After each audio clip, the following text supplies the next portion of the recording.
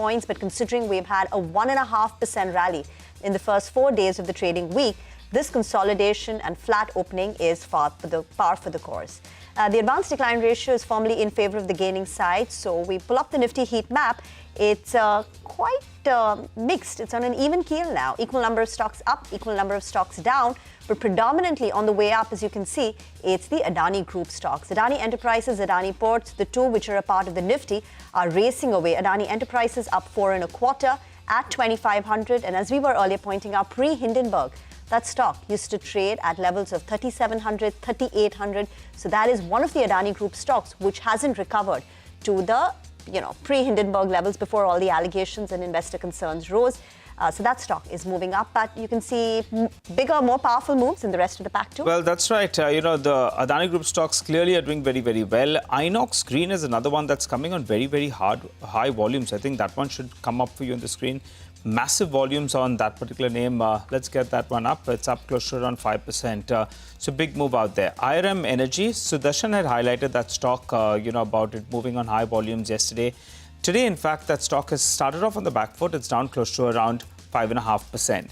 Texmaco Rail, that one I think has opened up in the green. They are backed an order worth around 87 crore rupees from Ultratech for wagons and brake vans. So that's why that stock is up and about.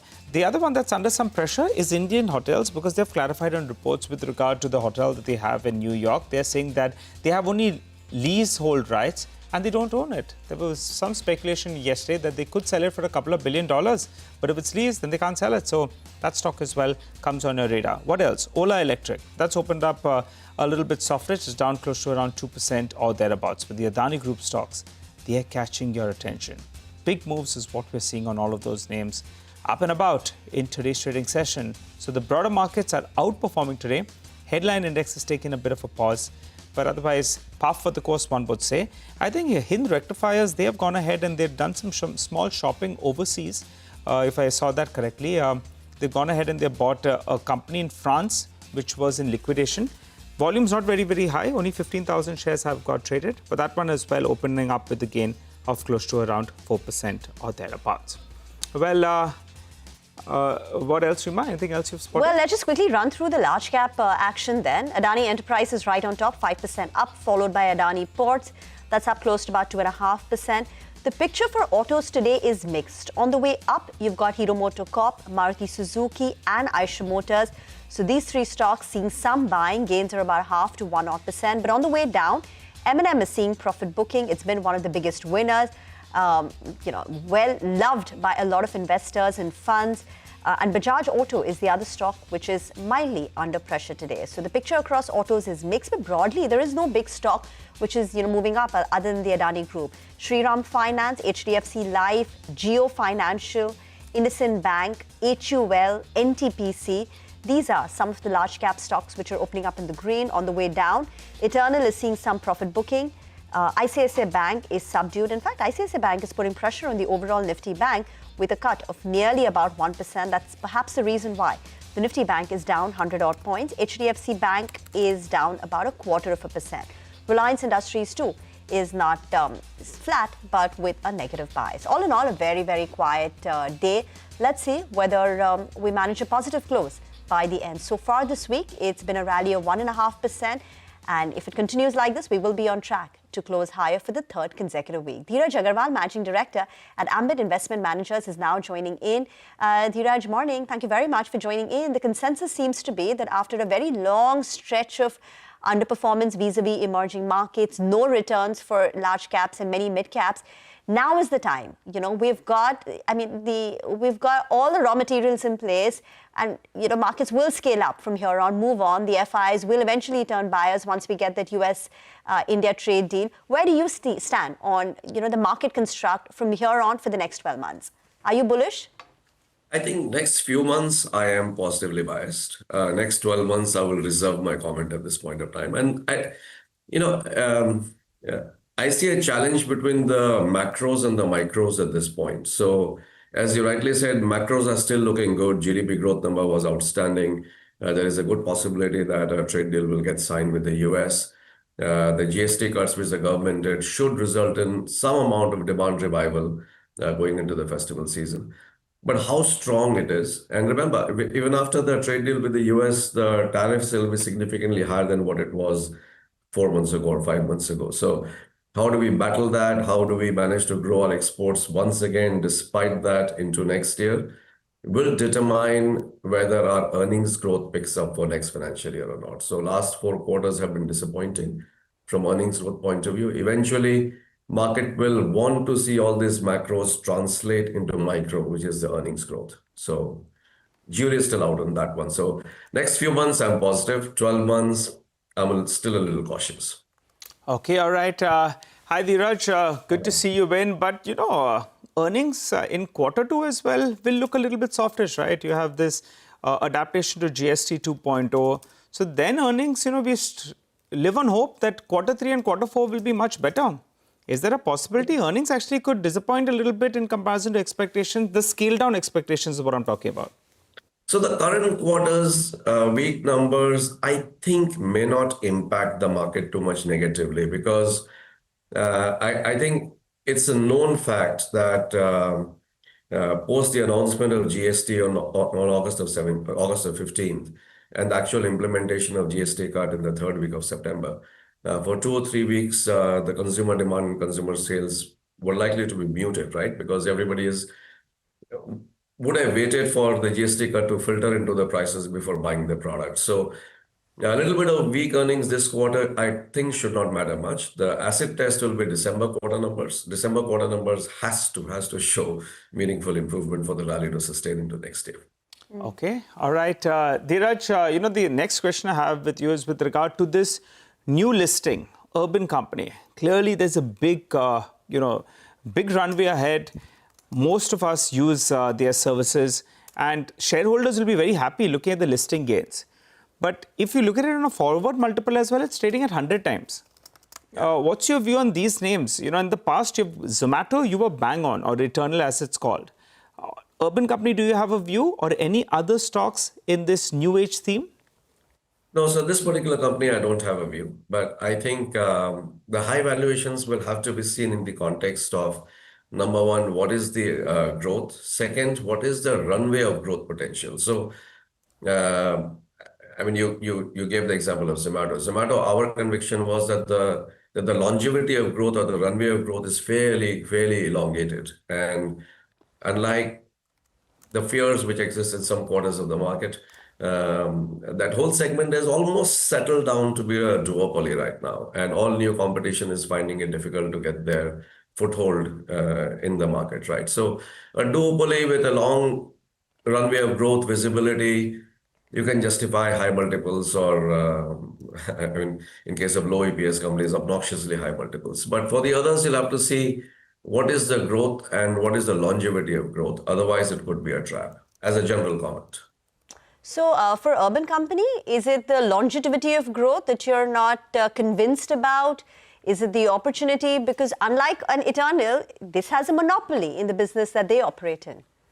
No, as I said, I haven't studied the company. Okay, got that. So what else are you extremely convinced or bullish about? What are the themes, the top 2-3 themes? So, the unique characteristic of the current market is actually themeless. So within every sector, you can find companies which are beating the sector's growth and the market growth, and they're doing well. And within every sector, you can find companies which are laggards, and they're actually struggling. So, and that's what is making investors struggle. That what is the theme? That question everybody is asking, and the answer is there is no theme. It's a true blue bottom-up market. The last time I remember, we have seen bottom-up markets many times in the past, but the most prolonged one was 94 to 98, 99. 5 years, that time Nifty was not so popular, so I remember the Sensex numbers. 5 years Sensex oscillated between 2,500 at the low and 4,600 at the high. And it was a true blue stock pickers market. No theme actually worked. So I'm looking at a very similar environment for the next few years. So that means a 5-year period of sideways movement, no return on the index, similar to, we've done 1 year so far. I think my view is next 3 to 4 years, mid-single digit returns at best. But individual stocks can outshine if one picks the companies correctly. With disclosure, can you talk about any of these stocks? Or give us a hint? No, I mean, I can give you examples. So I mean, I generally don't recommend stocks on media, but I can give you examples. So let's say, let's say within IT services space, I mean, there are few companies which are still growing earnings at near 20% per annum, whereas most of the mega caps are growing earnings only at 5% per annum now. So the 20% per annum growth companies like Coforge, Persistent, Emphasis, and one has to take a look at the valuations as well, can continue to do significantly better than the companies which are struggling for earnings. And similar trend in the banking or the NBFC space, there are still companies delivering in the NBFC space 25, 27% growth without taking too much of incremental risk on the balance sheet. And they can outshine as compared to the general sector growth, which has now come down to below 10. So I think every sector will have a pyramid like that, and the companies in the growth, like a pyramid, the companies in the growth portion, the numbers are few, which is the characteristic of a sideways market. So very careful stock picking is my mantra and my advice. Okay, all right, Dheeraj, since you're saying the market is not very themeless to a certain extent, you're not very optimistic about double-digit returns, just in the near term. If you're allocating fresh money, between various asset classes, how would you do that? I mean, what would be the broad breakup? So because it's still possible to buy bottom-up ideas in the market at this point of time, I wouldn't be significantly underweight equities. I'm still, as an asset class, I'm still very positive on gold from a 3-5 year point of view. Everything which is happening globally, whether it is the trade wars, whether it is geopolitics, whether it is bilateral businesses between the multiple countries, which used to happen, let's say in the 70s and 80s, and then it started becoming more of a unilateral US dollar driven system. These are tectonic shifts, and these tectonic shifts will continue to benefit gold as an asset class. So apart from reasonably high weight to equities, I would say some allocation to gold in individual investors' portfolio should be there, whether it is 15% or 20% or 10%. Depends a little bit upon individual risk appetites. Okay, all right. What about, on the domestic front, there are various themes that are potential beneficiaries of this GST rationalization. There's autos out there, cement to a certain extent as well, because they hiked prices a little bit. Now they'll pull back prices, but maybe not to the extent that they, had hiked it. So there could be some kind of gain on profitability front. What would be, or the consumption pack? How would you approach it? The GST 2.0 place. So the most obvious gainer for such a sharp tax cut are usually consumer discretionary, so which includes automobiles, right? Because in small ticket items, let's say soaps and detergents and toothpastes, I don't think that a little bit of price movement here and there will make that much of an impact on demand. But for, let's say, cars and two-wheelers, television and refrigerators, it does make a meaningful impact. And the GST rationalization has been large. It's not a tinkering, it's actually a significant move down, and that should have some positive impact on consumer discretionary demand, including the automobiles. So that's the space which I think is a clear gainer. Cement benefits, but it's end of the day still a commodity, and most of the gains will eventually get completely priced down. And I don't know if a little bit of a price cut would actually spur, the demand elasticity to price is so high that it'll actually spur volume growth. In consumer durables and automobiles, I think it should spur volume growth. Okay, and within equities, if you allocate money, since you're saying that the headline may not move too much, between the mid and the small caps, what would your allocation strategy be? There was a time at the start of this year where there's a lot of fear that came in, and we have had a set of challenges on earnings, on geopolitical issues as well, slowing down in terms of economy. If you're allocating fresh money to equities, then what would you break it up into if you put it into 3 buckets? So I call it N-1. You can call it large mid caps or small large caps or smaller large caps if you want. I see earnings growth struggle in the top 10, 15 names in the market. The sweet spot is the next 20 or 30. So not exactly Nifty next 50, but excluding the top 10, 12, 15 names within the Nifty, and maybe some of the top names of Nifty Next 50 also. So large mid caps and slightly smaller mega caps, because most mega caps I see will find it very difficult to grow earnings in double digits for the next year or two. So that I think is a sweet spot at this point of time, not really small. Dheeraj, any view on the solar theme in India? I think today we've got an IPO which is opening up, Satwik Green Energy, small one. They're looking to raise close to about 900 crore rupees. Market cap will be about 5,500, 6,000. Not this particular, but broadly, what is the call on the solar theme in India? Because we're seeing a lot of mid-caps, small caps emerge from this sector and attracting huge investment. So a disclaimer right up front, Satwik Solar is an ambit IPO, so obviously I'll be bullish on solar. Okay, but so you're bullish on the entire theme? Yeah, I think renewable energy as a theme is here to stay and here to grow. So after many decades, many years, the energy demand or the power demand is on a structural up move, right? Because of data centers, AI consuming a ton of energy. But it's very clear that globally we want more and more renewables as compared to fossil fuel energy. Europe is already at 40%. We want to be at 30-40%. So it's one of those structural growth themes which I think will keep growing for the next 20 or 30 years. Okay, all right. Good to have you on the show, Dheeraj. Thanks a lot for joining in and filling us in with your take on the markets. Wishing you a good Friday ahead, and we look forward to chatting up with you rather soon. A lot of stocks, though, that are buzzing around from the broader market. So let's get straight to that. Vivek joins us to give us a recap of the news on Ramki Infra. Vivek, take it away. Well, that's right. Ramki Infra, quite a large order win for the company that has come about. The company has received an order win worth over 2,080 crore. Now, this is from the Hyderabad Metropolitan Water Supply as well as Sewerage Board. The construction period for this particular order is at close to 2 years.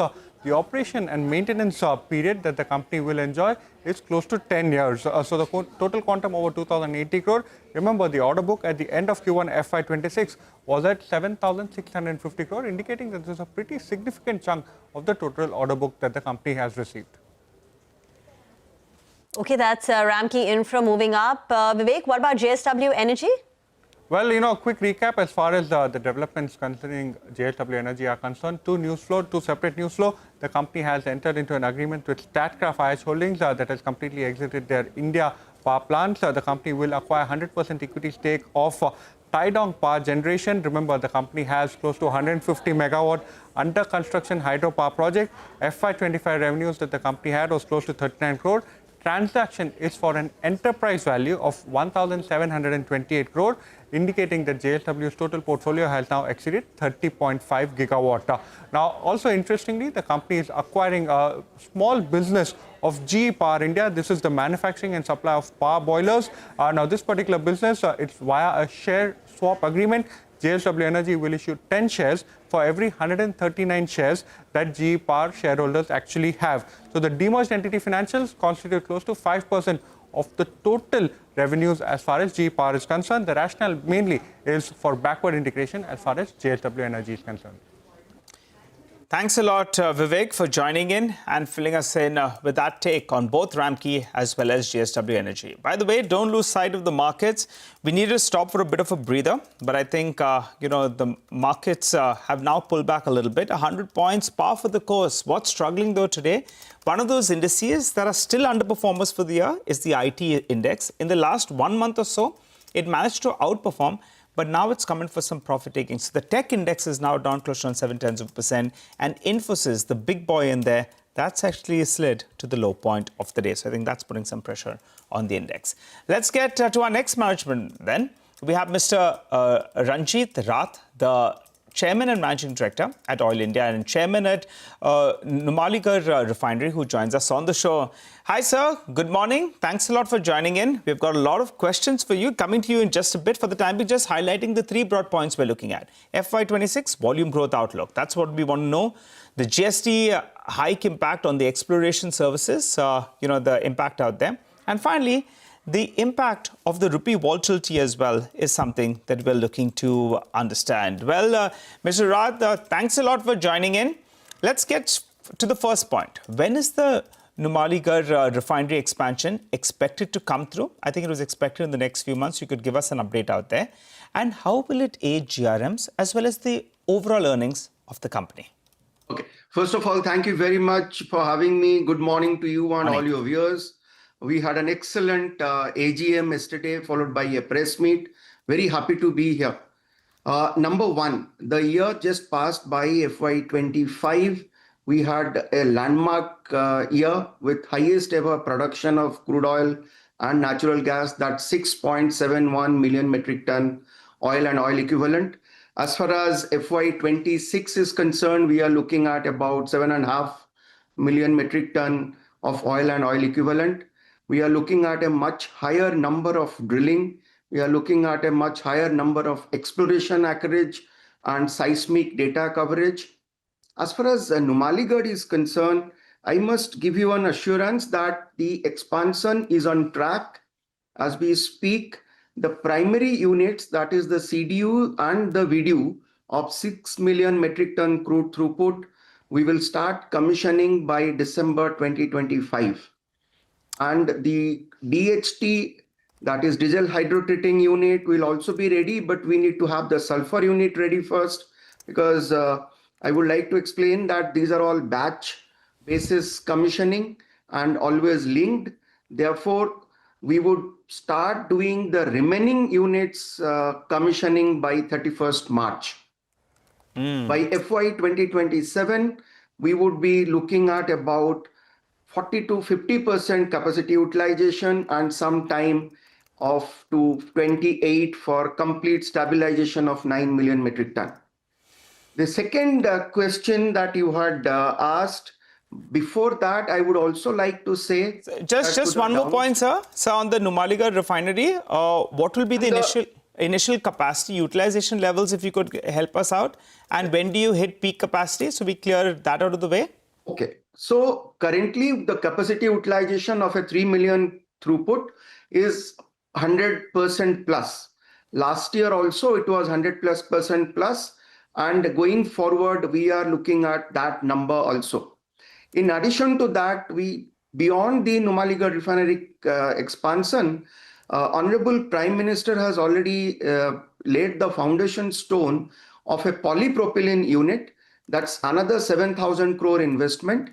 The basic design is in place, the detailed design is in place, the licensor selection is in place. So we are looking at 28, 29 to complete that as well. That will give us 4 as the index number, they say, petrochemical intensity index. So that's the Numaligarh story. Okay, got it. All right. So I just want to clear that the longer term targets on both oil as well as on gas, I think you had mentioned around 4 MMT on oil as well as 5 BCM of gas. Right. By when do you hit these levels? If you could break it up for us, sir, between both of them, 26, 27, 28. So it's like this.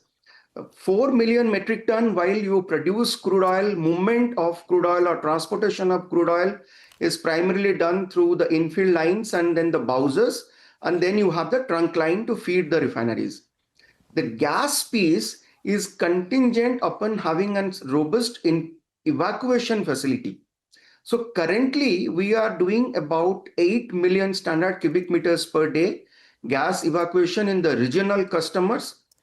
And we are looking at taking it to 13 million standard cubic meters per day. And that is going to happen by the connectivity of Northeast gas grid. The phase 1 of Northeast gas grid has already reached Numaligarh from Guwahati. GAIL has already connected the mainland India to Northeast by taking the pipeline to Guwahati. We have one dedicated line, which is Duliajan to Numaligarh. The capacity expansion is expected by this year end from 1 million standard cubic meter to 2.5 million standard cubic meters per day, which will cater to the Numaligarh refinery expansion post. We also have a fertilizer plant which has come in there, through the Namru 4, which is a urea and ammonia plant, 10,600 crore investment. Oil India has got a stake of 18%.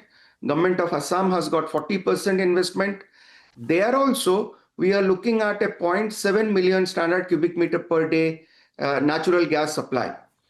Once the Duliajan feeder line gets connected to the mainland pipeline, we will be able to evacuate minimum 5 to 6 million standard cubic meters per day. That will give us the evacuation opportunity. Till such time, we have already strategized our drilling program, and we will be prepared to generate or develop or produce 5 BCM of natural gas. As far as crude oil is concerned, we have enhanced our drilling efforts. Our rig counts are going to be 28 to 30 in number. Last year, we had spotted 70 wells, completed 59. This year, our target is to do 80. Basis this, we intend to achieve by this year end 7.5 million metric ton oil and oil equivalent, and going forward it will be 8.5 with 4 million metric ton of crude oil. Okay, 7.5 million tons this year, 8.5 million tons the following year. Absolutely. Sir, any clarification? No categorization. Okay. This is from the production of our near field exploration efforts, from our mining leases. Should there be any new discovery from our exploration acreages, there will be addition to it. Got that. Sir, there has also been an increase in the GST from 12% to 18% on exploration services. How big of a cost burden is that going to be for you, and will it impact your bottom line? It would impact, but it is not much as far as the Oil India's balance sheet is concerned. This year, we are looking at about 300 to 400 crore for that matter. Will be the impact on the bottom line? Bottom line, we haven't calculated. We are just waiting to see how our investments will pan out. But the more or less impact is about 400 crore as far as the GST is concerned. Okay. So because of this additional 400 crore, will there be any change in the kind of investments you would have made otherwise? Will you bring that down? No. We are a E&P company. We will continue to undertake seismic. That's the data acquisition, processing and interpretation. We will do drilling, because without that, nothing happens in terms of our exploration efforts or in terms of our production efforts. So no change in the investment pattern. Okay. So what's your own expectation of crude prices? Because there's so much pressure on India reducing its purchases of Russian oil. If that were to happen, there is a risk of crude prices moving up. I mean, as you make all these assumptions, what is your base case? I wish I could predict, but the outlook that we have for ourselves is about $65 per barrel plus or minus. And as we speak today, it is 67. Two things which comes to my mind. The supply side has got a pretty good number, while there is a subdued demand. So we are looking forward to a $65 plus or minus per barrel throughout this year. And plus or minus is what, sir? We want assurance here.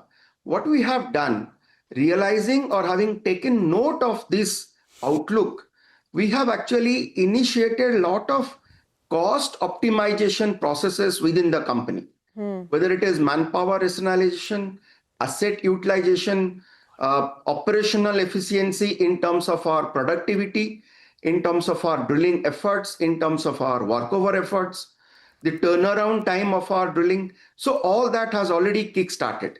Right. So what is the potential saving from cost optimization that you're targeting? I would not like to offer any saving per se, but in terms of physical component, I can give you a perspective.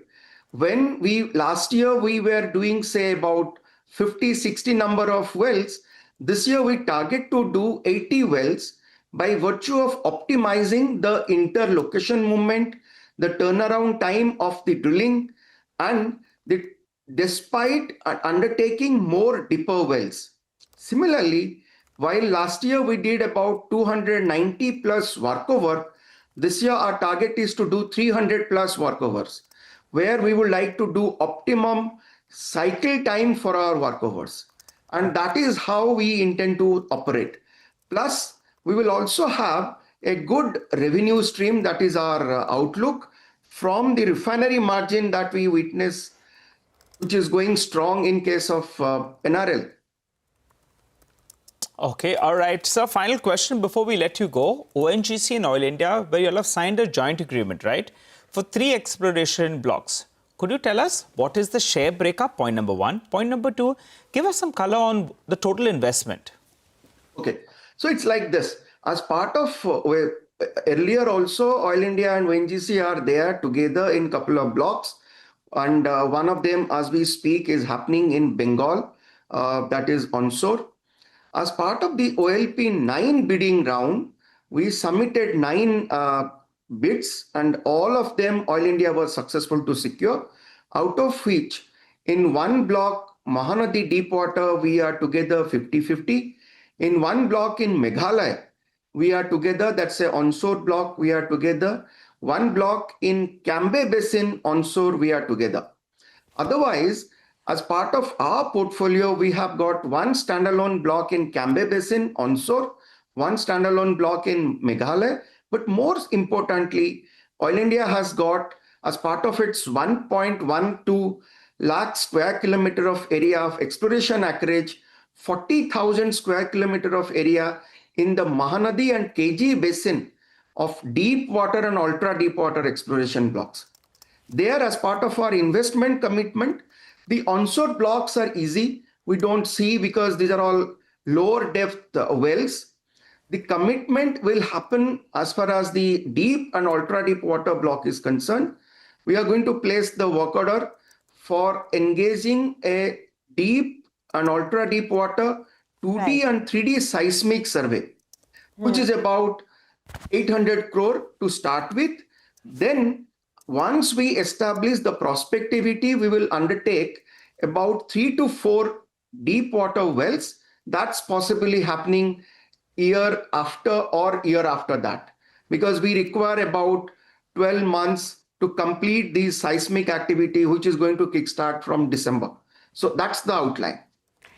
Thank you very much, sir, for joining in. This was a very comprehensive interview. Thank you for breaking down so many aspects of the company's business model. We will slip into a break on that note. By the way, the markets have corrected now.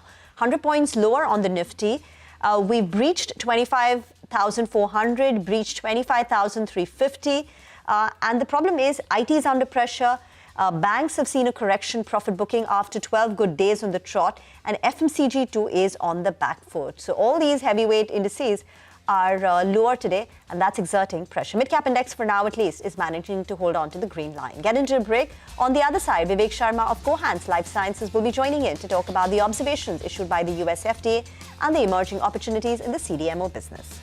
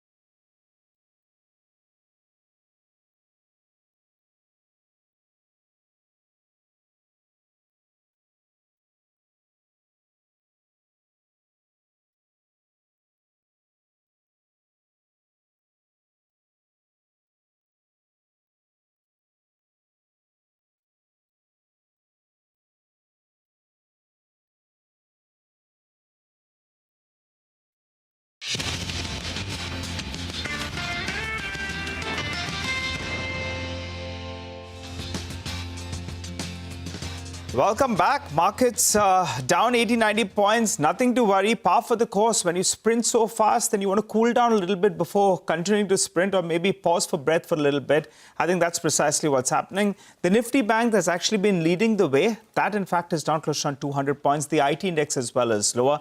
So that's why, in fact, when both the pillars of the market are under some pressure, that explains why we are seeing that the markets are down. But otherwise, in the broader markets, there's plenty of action, mind you.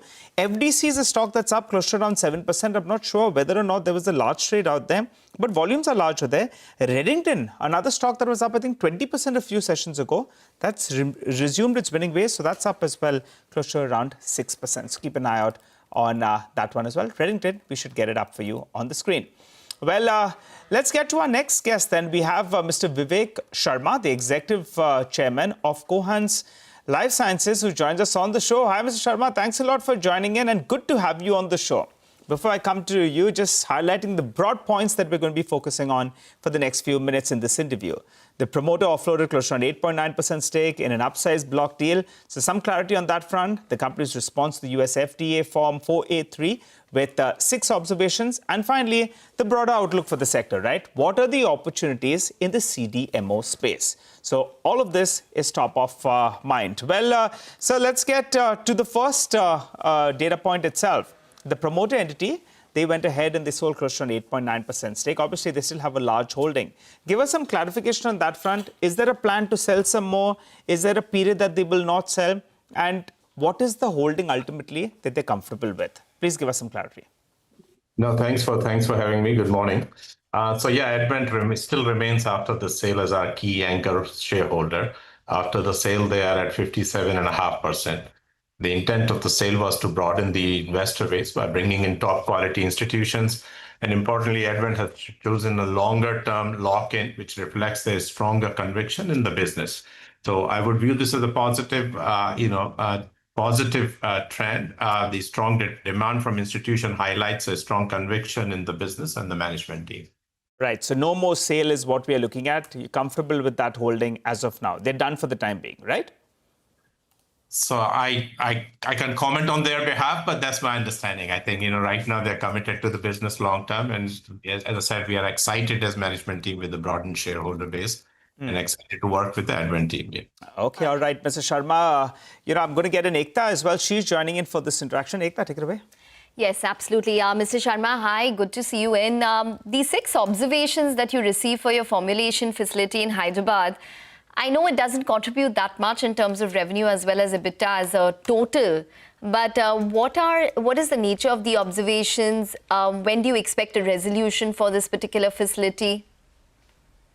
Sure, Ekta. Hi, good morning. So a few things. Yes, we did receive 6 observations. We had 2 US FDA inspections actually in the last few months. One of them we received 6 observations. The other one was also on our API site in Jagiapet, where we received 0 observations. On the one that you are referring to, there were 6 observations. This is a site that produces drug products. And yes, as you mentioned, the revenue contribution from this site is less than 2%. EBITDA contribution is less than 1% of our total revenue. This was our first inspection actually under the Cohance ownership from a US FDA. The nature of observation is around some material management controls, some cleaning procedures, and some internal processes. As a company, we are committed to the highest level of quality standards, highest level of processes, and we have started working on the remediation of those actions. While we are doing internal processes optimization, internal processes things, we have also retained services of a US FDA accredited agency to help us with those cleaning up processes. We have sent a response to US FDA as per US FDA guidelines, and there is a timeline that within which they are supposed to respond. While we're waiting for the response, everything that we need to do, we have started working with proper procedure control and help from some external resources. Okay. All right. So we don't expect too much of a concern from this particular formulation facility in terms of escalation.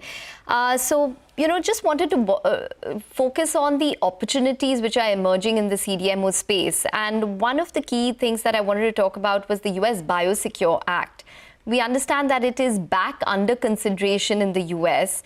It might be a more watered down version from what existed before. But the fact is that there could be an opportunity which could then re-emerge for Indian CDMOs or, CDMOs ex of China.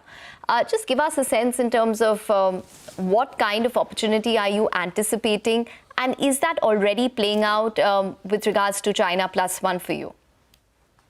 Right. So listen, as a company, I mean, I have said this in the past, as India, I'm very excited and, very optimistic about India's potential in the CDMO space. I think India has a lot to gain, and India will continue to evolve and continue to grow. That's my own projection. From a Biosecure Act perspective, the act was being put on the floor, I think, December last year. It did not pass. Now it is being pushed again. Generally, my observation, meeting with customers, meeting with other key holders, is that, listen, the damage is done. People are looking at as an alternate to really have a backup and then move out of China if that is part of their supply chain. We are seeing improvement, and we are seeing RFPs that are coming now that were not there before, and they're in larger quantities, compared to what it used to be before. We are seeing more visits from customer to evaluate our sites and capabilities. So trend-wise, I am seeing traction there. In pharma, it's a very sticky supply chain. It takes time for it to materialize. I can also tell you in my interactions with customers in the US and other places, depending on company's strategy, there are companies that have a China-free strategy. So people are looking for opportunities to really de-risk their supply chain from China wherever it makes sense, and we are seeing traction in that space. So you have spoken about the RFPs or the request for proposals, as well as the site visits which have taken place. You've, spoken to your shareholders about that in the past couple of quarters. So give us a sense in terms of how much of these RFPs have actually converted into business for you all when it does come to the CDMO China Plus One opportunity. Right. So, so yes, there have been some RFPs that are converted, but we have a large number of them that decision is pending. It's a complex process when an RFP is involved in a phase 3 and a commercial product. It takes a long time to understand, to really work on it, to price it, to share with them and for them. So that process is going on. I want to just give you an example. One very large pharma company has given us RFPs 3 times in the last 45 days. The first batch of RFP, we have submitted the prices.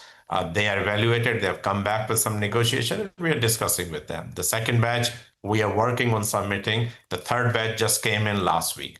So even the first batch that was submitted more than 40 days ago or something like that, we have not heard back. They are still internalizing, evaluating. So it does take time.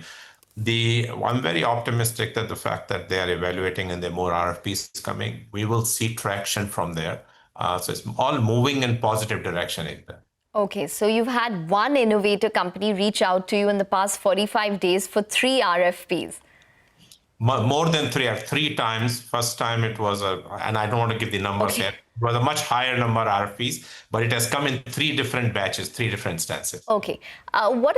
Is this for the ADC opportunity? All of this, and the one that I'm talking about, is non-ADC. This is small molecule, but they are phase 3 and commercial products. Okay, but ADC itself, anti-drug conjugates, which is basically a type of cancer therapy, it is expected to be the big opportunity for you all and for the market itself, $4 billion by, say, 2029, 2030. So give us a sense in terms of the kind of opportunity you are seeing from ADCs. Yeah, sure. So yes, you're right. ADC is a big driver of growth for pharma services, including us. And we have 2 sites, one in Nacharam in Hyderabad, where we provide commercial payload to commercial customers in the West and in Asia, and then the Nanje Bio site, which does early stage, linker conjugation. So we are seeing significant traction there. This is all at discussion stage at our Nacharam site, where we are talking to other customers which are working with on some early stage products. So existing customer is looking to extend the therapies, and if they expand, then we will see traction there. New customers are working on early stage projects based on our camptothecin-based technology, and if they progress, we should see traction. Okay, in NJ Bio, in New Jersey, we have committed capital to expand our capacity there. That was publicly announced, and we have been talking, and we have actually received the first order for an integrated linker, payload, and conjugation RFP there, project that is being worked on by the team in NJ Bio. So there is traction there. and directionally it's moving in the right direction. Okay, and just quickly then, what does this mean for guidance? Because you have that FY26, you'll see acceleration. So put a number to that in terms of growth. And then eventually your $1 billion target and say eventually 30% margins. Yeah, so listen, we remain committed to the 1 billion, 30% margin in 5 years, 2030. And that's the only guidance I will give you at the time. Otherwise, we continue to remain focused on delivering the commitments that we have made to our customers and delivering that long-term guidance that we have shared with everyone. Got that, Vivek. Thank you very much. I just want one thing. Those three RFPs that you earlier said, is that in relation to? I mean, the U.S. government signed an executive order asking federal authorities to stockpile critical APIs for 6 months. So, do you think this is because of that? So first of all, it's not 3 RFPs. We got RFPs in 3 different batches. The number is way higher than 3. Okay. It came in 3 batches. Just to give you an example, this is supply chain de-risking RFPs, very clear. They are working with other providers in other geographies, and they are evaluating companies like us to really partner with them. So this is new stuff in that sense. I mean, that's exactly right. This is new stuff in that sense. Okay. I just wanted to clarify because I mean, if this is that 6-month thing which got a bunch of people excited, but this is much better in the sense it's diversification and it's kind of sort of new customers in that sense. Thank you very much. A bunch of more questions, but out of time, and I hope you come back on this channel and program, and we'll chat more. Thank you. Thanks for having me. Thank you very much. Okay, well, I think we'll just run you through what markets are doing. And Vinay Rajani is with us, Senior Technical Analyst and Derivative Analyst at HDFC Securities. Vinay, what do you have and how would you trade things now? Yeah, good morning. So today is looking like a profit booking day. Yesterday, there was a formation of hanging man candlestick pattern on the daily chart of Nifty as well as the Bank Nifty. So basically, it is a sign of possibility of a profit booking in overall uptrend. So positional trend has been up and we have been bullish, but we could see some sort of profit booking in overall uptrend because yesterday we saw there was a depreciation in rupee and rupee has resumed its overall downtrend. So there rupee has been giving an advance signal to the equity markets in the recent past, and that is repeating again. So that can give some profit booking sign in the Nifty as well. So there is a strong support around 25,200 to 25,250, which can be utilized to go long. But as of now, for today, it might happen that we may see a profit booking in today's session. And overall, we have already seen out of last 14 session, 12 session has been positive. So we cannot rule out the possibility of the profit booking in the benchmark indices. But as far as broader market is concerned,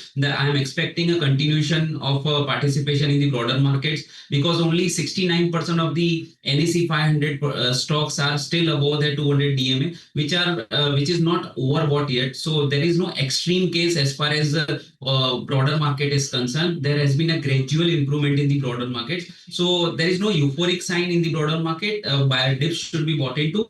And as far as Nifty is concerned, 25,200, 250 is a zone where one can initiate again long and definitely we can expect a level of 25, 500, 550 in the coming days. So today is a profit booking day. Wait for a dip to come and support is around 25,200 to 25,250. Okay, all right. Specific stocks, Vinay?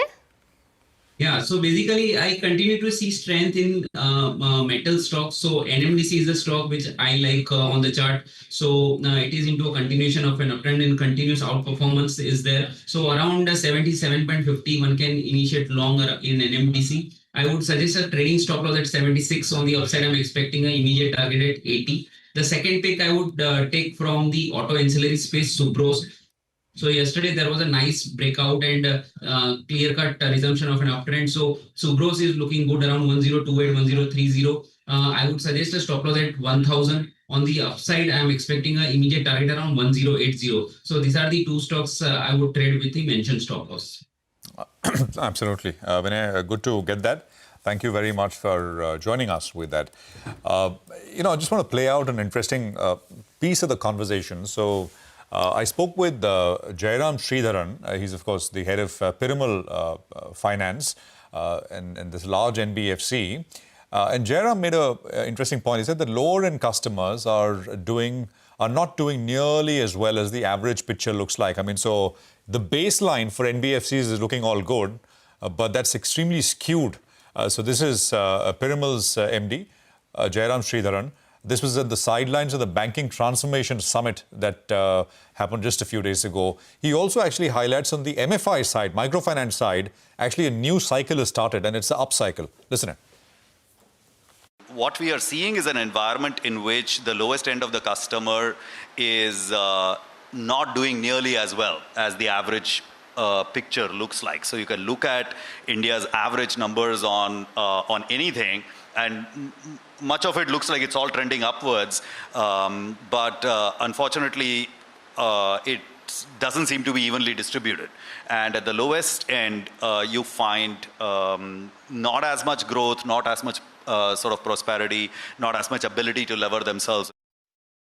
If you look, for example, at housing loans, you see that at the top end of the spectrum, things are looking pretty nice. I mean, there's enough growth, and you have all these news stories of this project was opened and the average ticket size is 10 crore and it was sold off in 2 hours or whatever. Like, you hear all these stories, but at the same time, you see at the lowest end, you see kind of the less than 20 lakh, less than 25 lakh rupee kind of housing loan market. It's degrowing.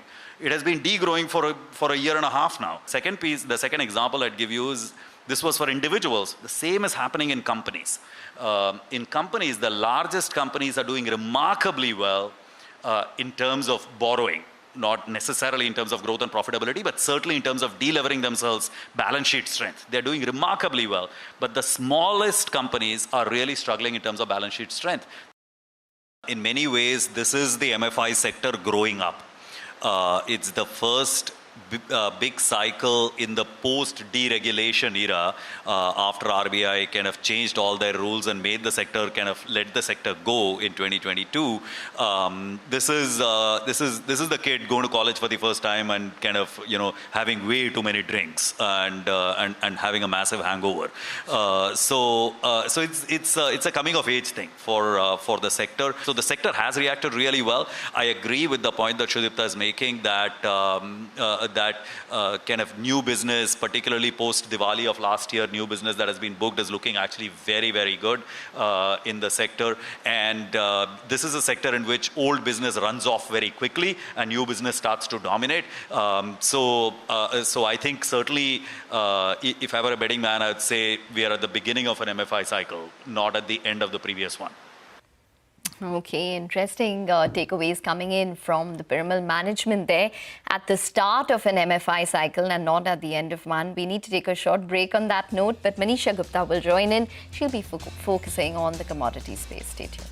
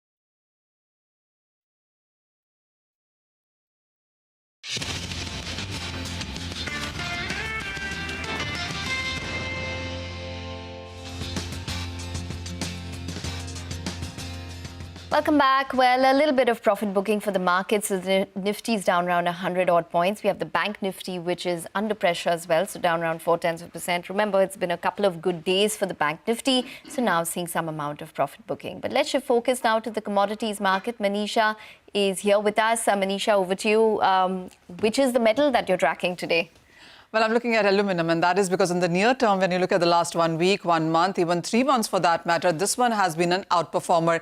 We have seen prices gain up by 5%. It's not too far away from its 2022 highs as we speak. And aluminum clearly from a surplus commodity seems to be getting into a deficit one, and that clearly would support commodity going forward. But let me tell you, we are trading at around $2,700 a ton, and most of the banks and brokerages are calling aluminum at $3,000 by the end of this year as an average.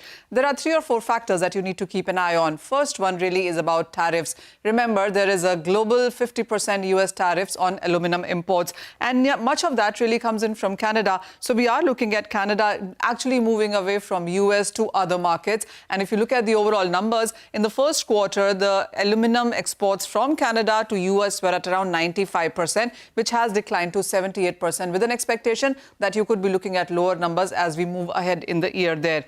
The second thing clearly has to be about China. Remember, nearly 60% of global production and much of that consumption as well now comes in from China. Interestingly, China has moved into this space very, very gradually. So when you look at these numbers, Chinese production in 2002 was just about 4 million ton.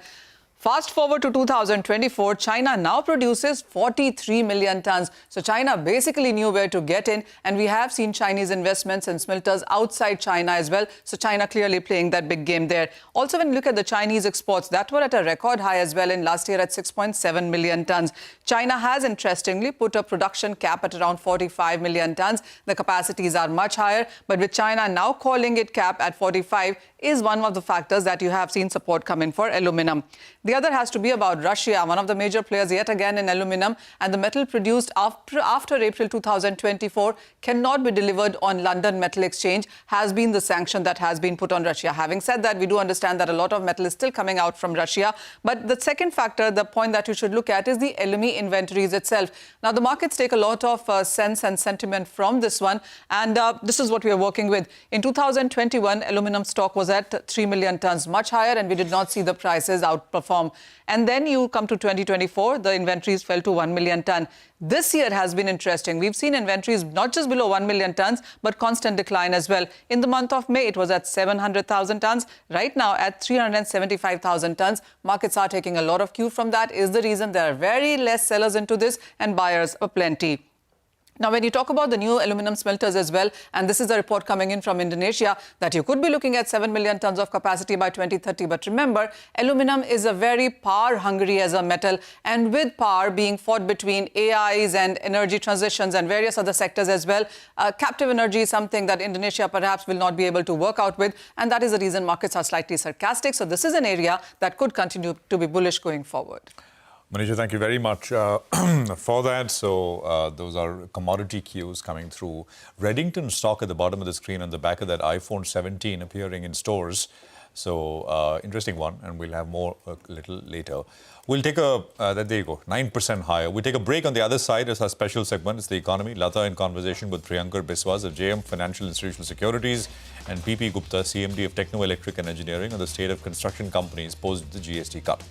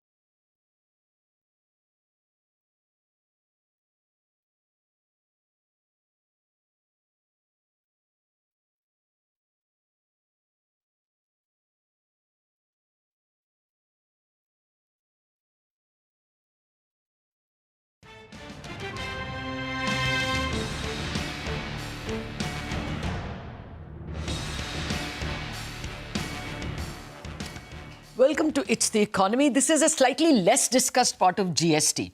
How is the cut in GST in cement and some renewable power equipment impacting construction companies who may have negotiated term contracts a little while ago? Will there be a price pass-through or will they have to renegotiate? Will they have working capital advantages, lower requirements, since the cost of some of the raw material like cement has fallen due to the cut? Will capex, on the other hand, come down because the government may have a little less money given all the tax cuts? For all these questions, I'm joined by Priyankar Biswas of JM Financial.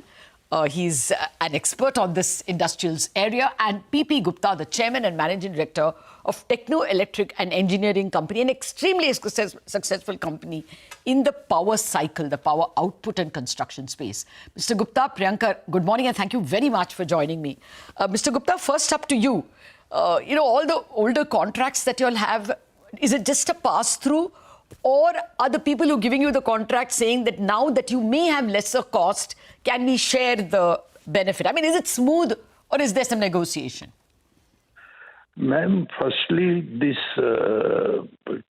reduction in GST has happened only in the renewable generating space, yes. Number one. And there is no change in GST as far as transmission is concerned, okay. Space is concerned. 12% to 5% has happened only in generation space. Secondly, power is not in GST as of today. So this is, to my mind, this benefit cannot be passed on to consumers because there is no GST on power. Okay. It is only on capacity building, which has come down. So there will be a saving of around, to my mind, about 15 to 20 lakhs a megawatt, no doubt, in setting up of the capacity of the power stations. But the bigger challenge which we are seeing today is there is no demand for power in renewable I was coming power. to that. Yeah.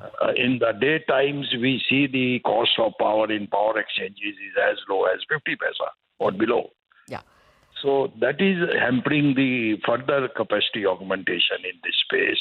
Yeah. Government need to look into power reforms or bring power also in GST. That will benefit government hugely, even if they bring it in 5%, you see. We sell 2 trillion units a year, ma'am, every year in this country, and the bill is no less than 10 trillion rupees, 10 lakh crore. If we take 5 rupee also as a power cost on an average across all the segments. Taking it in 5% slab also will mean 50,000 CR. Yeah. I take your point that there is no way to claim. Tariff in the country to the consumer will come down by 15% straightway. Because you can pass on the cost. Because capex cost will go down by 18%, and hence the tariff will go down by 15%. So government won't have to provide so much of subsidy, to the discounts. All right. I got that. And anyway, the surplus solar capacity is a recent development because of the low demand. One hopes that it is only seasonal. And with all the data centers that you are servicing, this will not be a longer-term problem. But I'll come to that in just a minute. Let me get the GST thing out of the way. Priyankar, thank you for your time. But did you hear from any of the construction companies that, there could be this tug of war between I'll keep some of the benefit and, renegotiate the contract in some fashion? Is that a possibility? So this is a very unlikely possibility. That is how I'll put it, because generally a lot of it is actually government capex that is happening today. Okay. And within that, generally it is covered in what we term as a change in law. So essentially what happens is, based on the changes, the contract values will of course be renegotiated, and there should not be any impact as such. Okay. But the benefit that we see is earlier there was this inverted situation. For example, certain inputs used to be at relatively high GSTs. 18, cement obviously. Yes. So like that. So because of that, there were this input credit build-ups which could not either be utilized or it took a lot of time to wind down. So that situation, especially from a working capital standpoint of view, should actually be better, and better compliance as well, because everything is now essentially at relatively similar rates. So you expect that working capital cost or amount needed for, say, companies like L&T, for people who use a lot of cement, maybe even KEC, Kalpataru, I don't know, the people who use large amounts of cement, you think that will go down considerably? Yes, it may not be that considerable, but it would definitely be a meaningful impact. So what we had highlighted as an example in our report is that, for instance, it's almost like 15,000 crores is what is there on L&T balance sheet as of FY25. Unclaimed ITC credit? No, it was mentioned as advances to suppliers and indirect tax balances, of which most of it would be indirect tax balances. So that indirect tax balances number could actually come down materially in let's say, once in the relatively medium term. Okay. Mr. Gupta, to come back to you and continue with the power theme that you referred to. Clearly, all those solar contracts signed with SCCI now are not getting PPAs from DISCOMs because DISCOMs are somewhat oversupplied. But do you think this is a short-term problem? One good year of early and plentiful monsoons has meant that temperatures have been low in various parts of the country and therefore demand is lower for solar power. But this could be only maybe 2025 problem? Ma'am, in power, we have always dealt more as a essentiality commodity than as a commodity facilitating quality of life. Let me put it in two parts.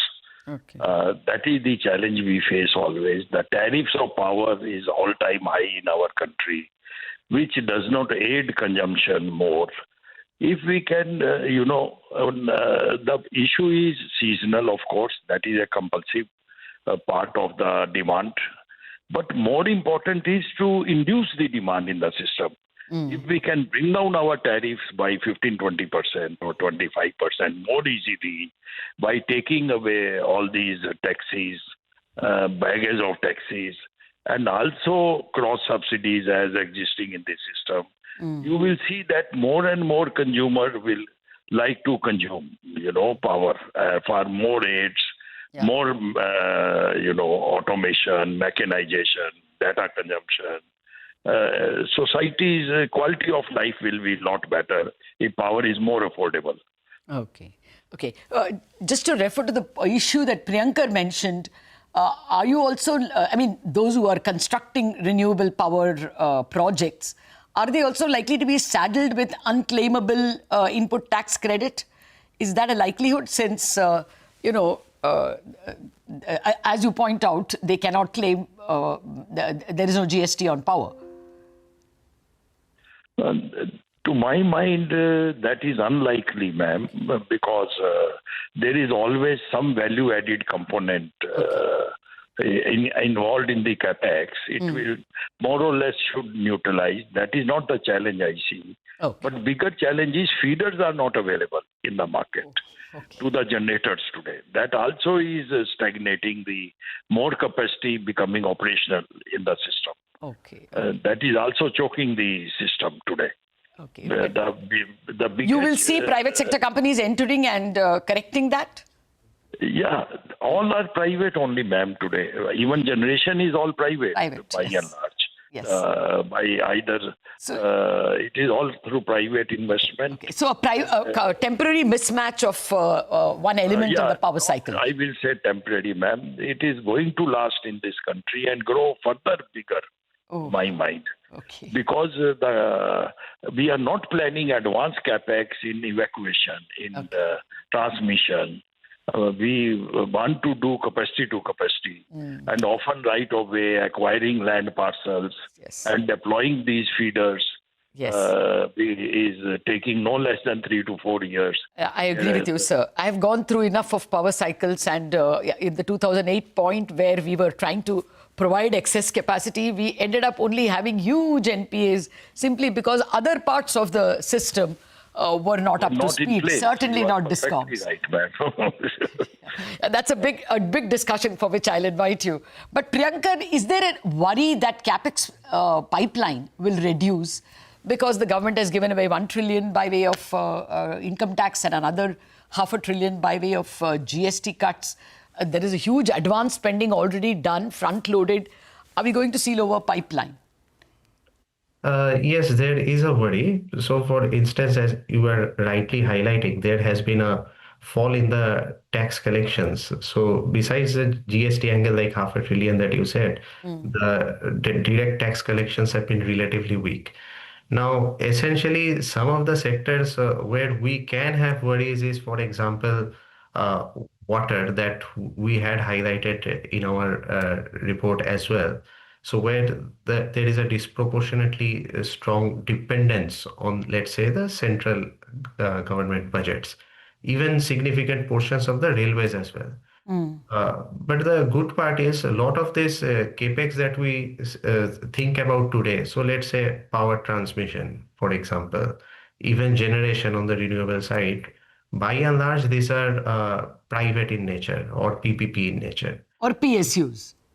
Or PSUs in nature, yes. So essentially, we do not see impacts there at least. So those sectors should largely be shielded in our view. Okay. They are not dependent on the fisc. I agree.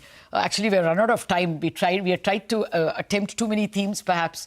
I'll invite both of you again to discuss separately the many gaps in India's power cycle theme. Thank you very much, Mr. Gupta and Priyankar, for joining us and helping us understand the situation better. Wrap up on Bazaar. Chartbust is coming.